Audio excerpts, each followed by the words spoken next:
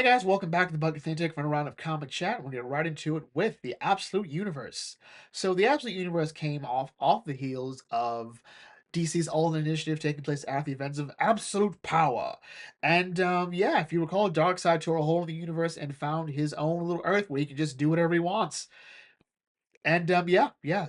Now there's an Earth where Darkseid is. Darkseid is the theme, and the whole point is the heroes do not have the advantage of the universe being on their side effectively,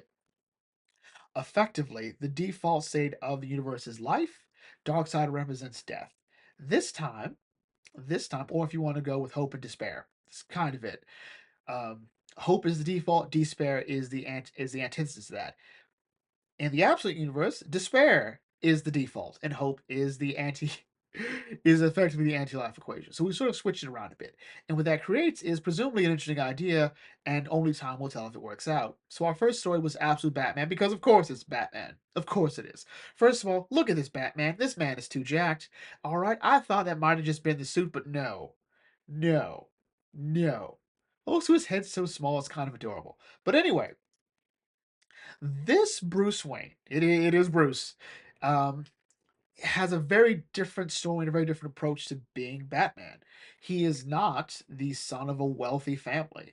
He is a lower middle class at best family. Um, his father is killed. Uh, his father's a teacher. His father was a teacher, his teacher actually, who was killed on a field trip, and he's been sort of, well, Bruce Wayne about it. And what's interesting about the story is how different he is in his perspective. Scott Snyder has sort of taken the what we know about Batman and sort of turned it on its head a bit, but not too much.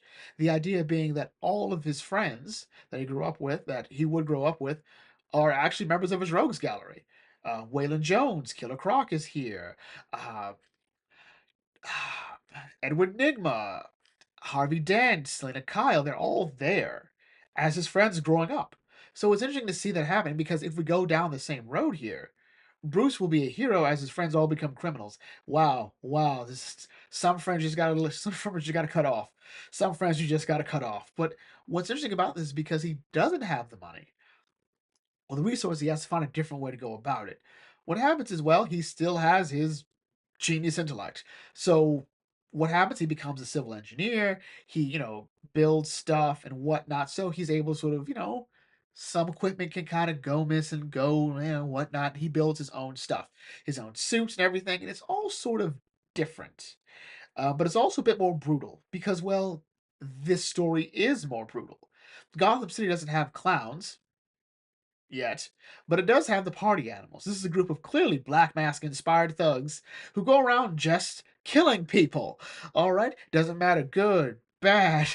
Um, the mafia, all right, they're gone. They get killed too. The party animals do not care. And so, because this is the response, Bruce sort of meets out anger and aggression in sort of the same way. This Bruce Wayne, this Batman, be cutting people up, and I'm kind of here for it, god awful bat symbol as it is. But there also are certain changes as well, not just the fact that some of Batman's rogues are actually growing up with him as his friends. Alfred was never Butler because, well, there's no Wayne family to Buttle, and he's still in MI6, and he's apparently looking into the party animals, and has been told not to engage the party animals, but has been told that if he sees Batman, to engage Batman. So I don't know. Is this another take on the Court of Owls coming in? Who knows? Who knows? Scott Snyder probably knows. And so we'll see from there. We mentioned that, his father was a teacher, and, he died keeping not just him, but his entire class safe. We also see his mother is, what was she, a social worker? Um, so they're big deals in they're all about helping out the community, and because she's alive, we see this is what's stopping Bruce from becoming full Batman. All right, because we all know Bruce. All right. If he could, he would cut himself off from everything. But his mom's alive. He wants to keep his mom safe. He needs his mom in his life as long as she's there. And so that keeps him grounded. It keeps Bruce Wayne functioning on some level. And I like that. I'm also still weirded out that this year, a lot of stuff has been happening to Thomas Wayne. He's been accused of having an affair in the Batman book. He has saved Joe Chill. It's been revealed because Tom Taylor loves to do that. He loves to make his universe smaller. Tom, we need to talk about that. And let's see here. Now he's the only Wayne family member to be killed. And before that, there was Flashpoint Thomas Wayne, who was becoming a huge problem in DC Rebirth. I don't think he died. I can't swear to that last bit. But anyway, with all that going on, we see a Batman that is sort of, I think, a better take on, say, Robert Pattinson's Batman. Like, look, I know people love Matt Reeves' Batman universe, but I cannot bring myself to care about his Batman. All right, broody, edgy, and I hate to say it, Twilight sparkly Batman, because I wasn't going to make that joke more than I already did when he first got cast. But after watching the movie, I'm like, he just spends all this time brooding and doing nothing else. He's so boring. He's so boring, and I hate it. I hate a boring Bruce Wayne. I hate a boring Batman. But this one here is like, hey, he's got a universe to play around in. We've taken Gotham City and turned it on its head in the most interesting way possible. We see a city tearing itself apart in a different way. We see familiar faces but rearranged in different positions. I think that's great. He stole this motorcycle from Alfred, by the way. Love it. And because he doesn't have money as a civil engineer, he knows all those fancy, those fancy office buildings that have internet. He uses them as his Batcave. It's kind of hilarious. And of course, because it's Scott Snyder and he can't help himself, although apparently he really wasn't planning on it, so I'll give him points. The person that, Alfred was originally looking for, that before he was sent to Gotham City, was this mysterious pale faced rich guy. So yeah, it's the Joker. They even make the reference he might be a bit of a clown. So yeah, he also killed Henry Ducard, apparently. Henry Ducard is also one of Bruce's mentors. So apparently, we can presume that this Joker, whatever his name will be, we'll see, um, has been trained by the best. So how he'll deal with that, we don't know. Absolute Wonder Woman is sort of the polar opposite of Absolute Batman in the fact that where there's a lot going on in Absolute Batman, there's very little going on in Absolute Wonder Woman. First, let's sort of take a look at that cover again. So I like this cover. I like it focused, set. She's murdering me with her eyes, and I find it slightly arousing. The Skeleton Pegasus. Unique take. So the big twist for this one here for Diana is instead of being raised on Paradise Island, instead of being raised on Paradise on Earth, she was raised in hell. Short, sweet, and to the point. I like it. The problem is there's not a lot to this story, but then again, I think it's a different approach. So this story starts off in Gateway City Coast. I have no idea what it is. Apparently, it's been an awfully unimportant city in Wonder Woman's life. So unimportant that because we've never really gone to it, like, at all. But anyway, Pyramid falls down from the sky. It's upside down, so you know it's getting crazy. And Hellspawn falls from it. Luckily, a mysterious armored woman on a skeleton Pegasus comes in, wielding a magic sword, a magic Buster sword. God, I hate Buster swords. Comes in and slays the hell pterodactyls. I like the concept. So what is going on here? Well, she also has magic. She's using the gloves. I love it. I love it. So we then jump backwards. All right, what happened? Well, Cersei is in hell. Of course she is. At some point, Cersei would find herself in hell. I didn't know there was a hell in the Greek pantheon. That was just the underworld and different levels of the underworld. I guess there probably would be one we would associate with hell, but whatever. So anyway, Apollo comes out and says, hey, here's a baby. Bye. Like, well, you've given me a baby in hell. Like, this is no place for a baby. Like, at no point did I say this baby had to be saved. So, look, long story short, the Amazons done pissed us off one time too many, all right? And so we got rid of them. All right, where they are, we'll probably find out in the next two issues.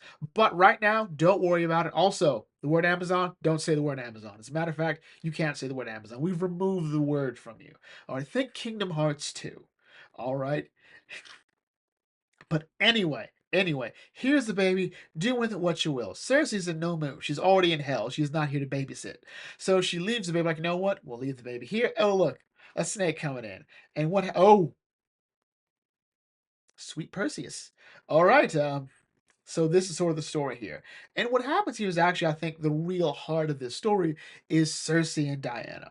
All right, because now for the next couple of years, it's just Cersei and Diana living with each other. Her raising Diana, falling in love with this child. Like, hey, I raised her. She's my child, and it's kind of nice to see that happen. So there's that. We also see that Diana apparently can make friends with anybody, which is kind of in line with Diana. It's like her superpower. Like, if you dislike her, you're the problem. Which is, except for Veronica Cale, but that's a whole other story. Those two. Oh, female Lex Luthor. Oh, great, great. But anyway. So, over the course of time, Cersei's like, huh, I can have fun with this. You've got Amazonian strength. What you need now is magic. And so, yeah, that's what happens. We got this Witcher Monster Hunter Wonder Woman, which actually sounds really cool. Like, we should have done this ages ago. Coming in, like, hey, I have found out I'm an Amazon, and as an Amazon, I will protect and go from there. And I'm like, okay, okay. And I don't hate it, but I feel like this story doesn't quite work the way Kelly Thompson wants it to, or at the very least, this isn't work for an issue one. This feels like the New 52's issue zeros. All right, where we're like, hey, this is like a prologue. We want to get this story out of the way first, like sort of dip the toe, sell the idea of Wonder Woman, get the origin out of the way, because it's not as simple as Bruce's origin. Because you know, Bruce's origin is always the same thing. Look, there's going to be an event. There's going to be three Waynes, and then that number's either going to go down by one or two, and that's it. All right, someone's going to be emo. There's going to be a clown. There we go. There's going to be a bat. It's going to be a clown. Bada beep, bada bop, bada boom. With Diana, what do you do when you want to retell her origin? And honestly, Diana's origin has been retold more than once. All right, New 52 had her be the daughter of Zeus, and DC's carried that the whole time. She's never been made from clay. There was one with an Odyssey. There was one with the True Amazon. DC's played around with her origin so much, and honestly, I think it's not that big a flex to take her out of Themyscira. But then again, I'm not the super versed in Wonder Woman, so maybe I'm missing the point there. Bruce's money and the loss of his parents are two big things. Playing around with that makes sense. But you know, New 52 and DC Rebirth both flat out mentioned like, hey, either you didn't really enjoy being on Paradise Island, or you'd never been there at all. So I don't quite get it. But anyway, when Diana finds out she is an Amazon, because apparently she can say the word, but no one else can. So there we go. Diana's now devoted herself to being the protector of Earth and or man's world, I guess. And that's interesting. I'm trying to figure out how she got out of hell, because if she can do it, why can't Cersei? But whatever. We'll see where we go from there. If the idea that a lot of what Diana has now is magical and in a different way than say it was on Themyscira, like no, the Last of Truth. Maybe this isn't the Last of Truth. This could be something more hellish because it's from hell. The So we'll see what comes from that. I think my problem is again, this feels like an issue zero, and maybe we should have spent that issue zero talking about Cersei and Diana's interaction, because that to me was actually a really good part of the story. Overall, this is fine, but I feel like I'm expecting more from issue two than I would be from say Absolute Batman. And then finally, because it's two out of the three Trinity, we have to do Absolute Superman. Why he wasn't first, I don't know, outside the fact that he's not Batman. As the joke often is, DC is the house that Batman built. So anyway, Absolute Superman takes a sort of interesting approach to it, written by Jason Aaron, who most of us will remember from his Thor run, his long Thor run, and of course his Avengers run, which was I think the first Avengers run of that new era for Marvel. But anyway. He's recently, I guess, jumped ship to DC, so we'll see what happens. Anyway, the main thing here is how Krypton is destroyed, because tragedy is often the best way to sum up how you define your character. And because Clark's origin is usually summed up by, I was sent from my home world seconds before it exploded as a baby, this one here goes to the fact that maybe Krypton kind of deserved it. So, anyway, this Krypton is based on class elitism. All right. Not only that, as you, the upper class, have to wear the symbol of their superiority at all times. It's a status symbol. Like, hey, how good of a Green Lantern fan am I? Do you see this Green Lantern hoodie? All right. If it was any lower, I'd look even fatter. But anyway, anyway, so what is going on here in this new metropolis, or this new Krypton, this new take on Krypton? Well, Lara L, Jor-El's wife, Kal-El's mother, is a mechanic. She grew up wanting to be an astronaut. And when she was 8 years old, she gave a speech. All right. Well, she wrote a paper criticizing, talking about how she wanted to be an astronaut. She was almost, it seemed like she was set on her way. She was a genius. She criticized Krypton for not funding their space programs. And not really paying attention to the environment, as well as this also problem that we don't want to talk about here, is that in the outskirts of Krypton, people have to pay for rain. But anyway, when little Lara L gives that speech or writes that letter, um, that paper gets her blacklisted. So she'll never be an astronaut. So, haha, haha, haha. We're gonna look into sort of like, so Krypton's class structure sort of built up here. It's the pinnacle begins with the Science League. I'm like, okay, okay. All right. On the bottom most, you have the Labor Guild. Okay. All right, and so that is sort of again that nice little sun, the sun bit here, and it's sort of like, hey, the upper echelons here, and to be anything less is to be, well, in the labor guild, at the bottom of the rug, the bottom of society.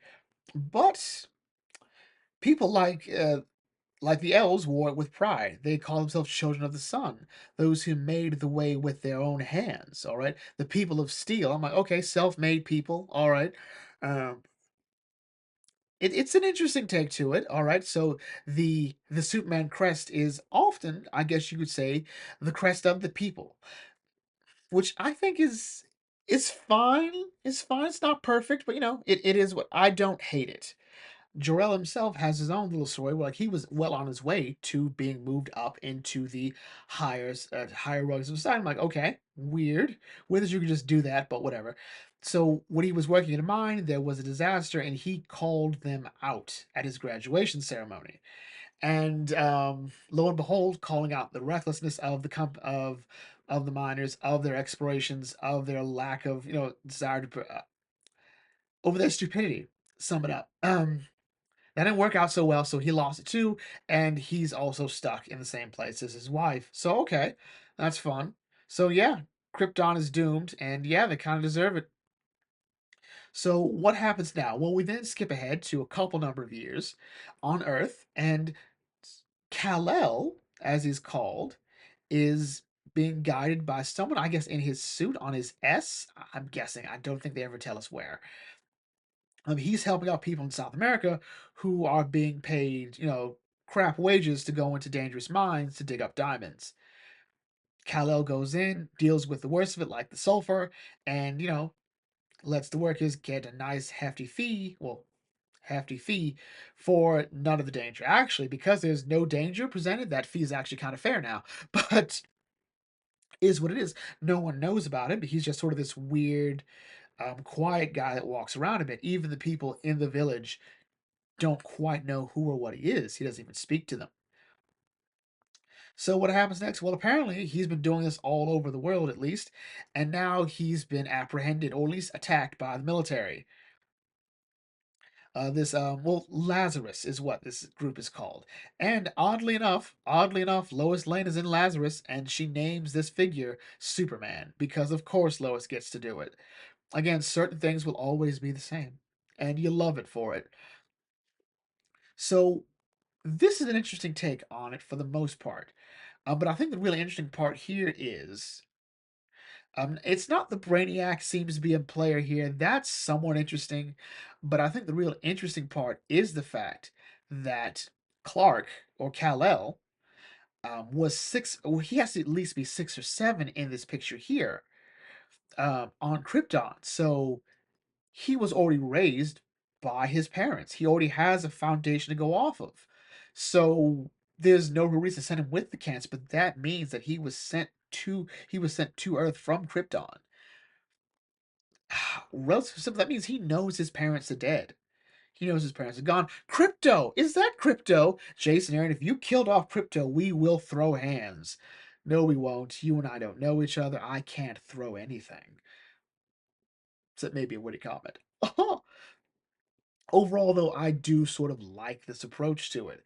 If we're going to sort of remove that here, I think the idea here is, what if Superman only had an idea of what happened? What if Superman grew up, not really quite aware of what he lost on Krypton, but then either way, he had a loving family picking up right after that. So he never really got to experience that real loss in a way I think most of us would. Like at one point, Batman said that Superman is a survivor of effectively a Holocaust, of a genocide, and he's still so optimistic. Well, he had the Kents. Here, he had a family. He grew up with them. They raised him, and now he doesn't have them anymore.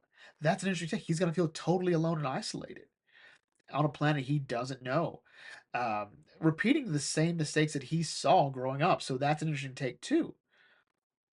Overall, I do like where this is going, but there's a bit more mystery to it than, say, the previous two. Well, then again, each of them have their own sort of mystery they want to build up. So, Absolute Batman go like, hey, who's contacting Alfred? What is this Joker person really going to do? Now that he's back in Gotham City, Absolute Wonder Woman like, hey, why was Diana sent to hell? What do the Amazons do? Here we have hey, um, what is Lazarus? Why are they doing all this stuff? And what role does Brainiac play in all this? They're different questions, but they're also sort of interesting and leave you to want to read more.